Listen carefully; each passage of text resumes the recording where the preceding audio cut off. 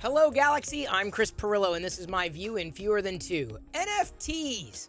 What happened to them? Like, I remember when everybody and their grandmother was trying to convince me to buy into this, that, and the other thing. And I know some people are still fans of NFTs. Hey, more power to you. But, I don't hear much about them anymore.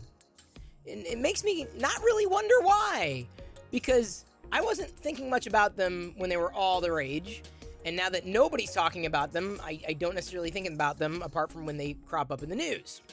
Usually not in good light. Now, that's not to say that digital assets at some point in the future or the idea of phygital is a bad idea in general.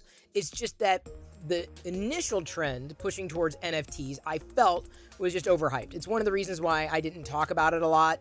Likely will never talk about it a lot. Even the Star Wars one, I believe there were Star Wars ones, right? I'm talking to someone over here like they were, well, there are people over on live.pirillo.com powered by StreamYard, certainly.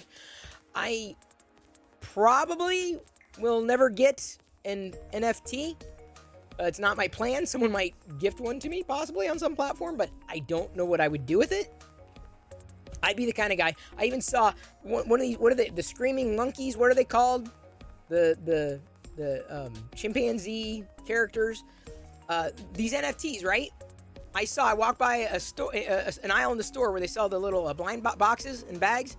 They had those silly little monkeys as phygital. Well, maybe they were phygital, but they were physical. Like, wasn't the whole idea of NFTs is to get away from physical collections?